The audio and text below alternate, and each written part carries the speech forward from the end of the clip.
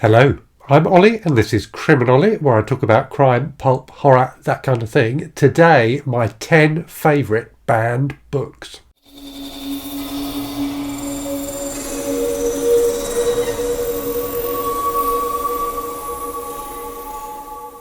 So this is a video topic that was suggested by a viewer, Latina Anderson. So thank you very much for the suggestion, Latina. So Latina wanted to know what my favourite banned books are. And I think banned books is a really interesting and really important thing for us to think about and for us to talk about on BookTube. In the US in particular, there seems to be a terrible fondness amongst school boards to ban books. It's not something we're quite so afflicted by in the UK, although as somebody who grew up in the 1980s, I certainly remember the government legislation that was known as Section 28, which banned the promotion of homosexuality in schools and led to, at the time, a lot of books being removed from school libraries. Thankfully, that's not something we face into nearly so much in the UK now, but it definitely does seem to be a problem in the US. What I wanted to focus on in this video is not books that have been banned by schools or school boards, but books that have been banned by whole countries. So I thought that was a more interesting way to look at it. I think, schools banning books from their libraries and local libraries banning books is a terrible, terrible thing. But clearly there are always ways around small local bans like that. So it does have an impact on the kids. And I think, kids at school should have access to a wide range of literature and should be able to read books that reflect, their own identities and the identities of their classmates. I think it's a really important part of growing up, is to build up that broad picture of society and the different kinds of people that live in our society. But I think, kids, teenagers will always find a way around rules that their elders put in place. Whereas when a book gets banned in a whole country, that's a whole different level. So I think, where a book is banned by an individual school board or something like that, it could be, a very small number of people who are making that decision. Whereas if a book's been banned by a country, it's a larger group of people making that decision. So I think it's a bit more, I think it makes for a bit more of an interesting list, let's put it that way. So I have picked my top 10 from all of the books that I found on Wikipedia that have been banned by countries, and I will go through those with you now. My 10th favourite banned book is Animal Farm by George Orwell, which perhaps not surprisingly was banned in Soviet Russia. So famously, considered to be a criticism or critique of the Soviet regime. Orwell's story of animals taking over a farm and then kind of corruption setting in. So a really enjoyable story, very, very readable. There's certainly Orwell books that I prefer, and I'll be talking about at least one of those in this list. But I do think it's a good book and definitely worth reading. Number 9 is Brave New World by Aldous Huxley, which was banned in both Australia and Ireland in the 1930s because of its explicit sexual content, apparently, which I have to say I don't particularly remember. So Brave New World is a kind of fantastic dystopian novel, if you're not familiar with it, about a future world which feels very similar to ours in a lot of ways, so very much controlled by corporations and things like that. A really, really interesting book, has a really good central character and an interesting story running through it as well. So you've got that backdrop of this, to the readers of the day, strange society, but as I say, one that does feel quite familiar in many ways, and the protagonist of the book kind of trying to struggle his way through that society.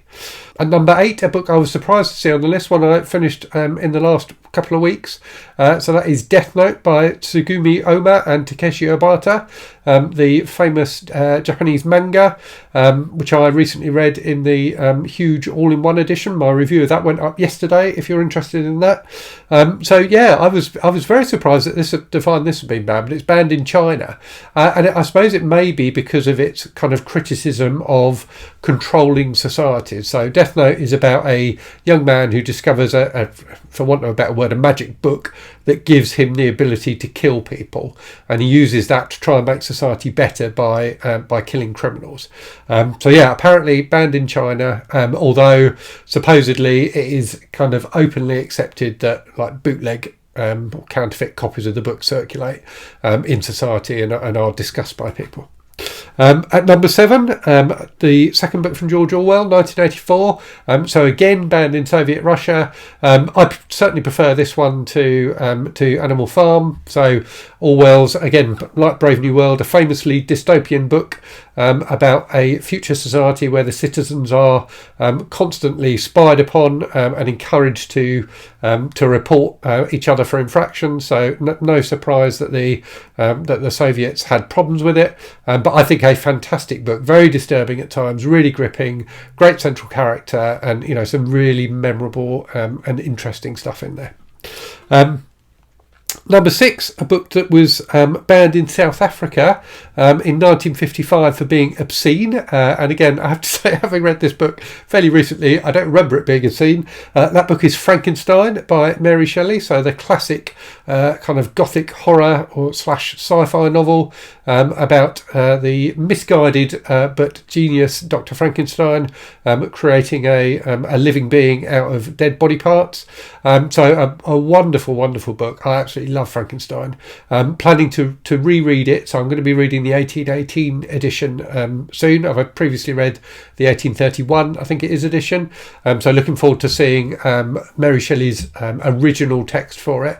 But yeah, a really fascinating book about kind of science and the moral limits we should put on our own inventiveness.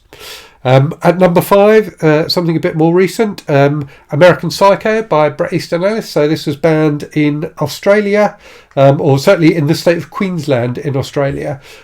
Is now available in public libraries, but you have to be over 18 in order to read it, which is interesting. I think I was 18 when it came out. I think it came out in 1991, and I read it when it came out. I think it's a really interesting book. So famously disturbing, but very funny at times as well, and an interesting critique on kind of consumerism and capitalism, as well as being a disgustingly, horrifically violent serial killer novel. So a really interesting examination of kind of 80s American society. At number 4, a book that I read when I was far too young. I read this, I think, when I was about 14. Naked Lunch by William Burroughs, which was banned so I'm not sure if it was banned in all of America, because I say this list was supposed to be a list of books that have been banned by countries, but apparently it was banned in Boston, certainly, in 1962 for obscenity. I would agree with that. I do think it's an obscene book. There are scenes in that book that are absolutely mind-blowingly appalling. So it's a very strange book, very strange in terms of its style and also its content. Very difficult to describe the plot, because it doesn't really have a plot. But yeah, a famously experimental and challenging work that has some very, very graphic content in it indeed. But I think it is something of a masterpiece. At number 3, something completely different, but a book I am a big fan of, and that is Peyton Place by Grace Metalious. So this is a kind of soap opera type book about the small town of Peyton Place and all the dodgy goings on between the various people who live there. So this was banned in Canada in the 1950s. So it is, reasonable, certainly not explicit by modern standards, but fairly explicit, I suspect, by the standards of the 1950s. So lots of discussion of, kind of frank discussion of sex and extramarital relationships and things like that. But I really like Peyton Place. It's cheesy trash, but it's a lot of fun. At number 2, a famously challenging book, Lolita by Vladimir Nabokov, which has been banned in a number of places. So it was banned in Canada, also in France, New Zealand, South Africa and the United Kingdom. So I think Lolita is an absolutely brilliant book. So a fascinating examination of a particular character, so that the narrator and central character in this book famously is having an abusive relationship with an underage girl, and it really digs into his psyche in a way which is absolutely fascinating, and kind of the level of his self-delusion I find incredibly interesting, and I think it's a really a great work of art in terms of the way it digs into like the soul effectively of another human being. An absolutely brilliant book. So at number 1 then we have a short story, The Lottery by Shirley Jackson, which was written in 1948. I'm not going to dig into too much about what it's about because it's only a very short story, and it's very easy to spoil. And if you haven't read it and don't know what it's about, it is 100% worth reading. It's an absolutely fantastic story, but the impact is definitely diminished if you know what it's about before you read it. But it's an examination of how societies can go bad, basically, how societies can make terrible decisions about the way they treat the individuals that live in those societies. And perhaps not surprisingly, the country it was banned in was South Africa during the apartheid years, which clearly was a country that made terrible decisions about the way its citizens were treated. But yeah, The Lottery is an absolutely fantastic story, and if you haven't read it, you really should. Okay, time for a random book from the shelves. Today's book, The Perks of Being a Wallflower by Stephen Chbosky. Not a book banned by a country, but a book that has apparently been banned in many schools in the US, which I think is a terrible shame. I mean, it's a shame when any book gets banned, but this is such a lovely book. And such a kind of heartfelt book about just like a coming of age story about a young boy who is cripplingly shy, and the friendships he forms in school and how that helps him get through his school years. So a really, really lovely book, very, very moving indeed, and definitely recommended if you haven't read it. So I hope you found that interesting. Do let me know in the comments if you've read any of the books I talked about. Let me know what your favourite banned books are. And as always, hope you're safe and well out there. Hope you're reading good stuff, and I'll speak to you again very soon. Cheerio.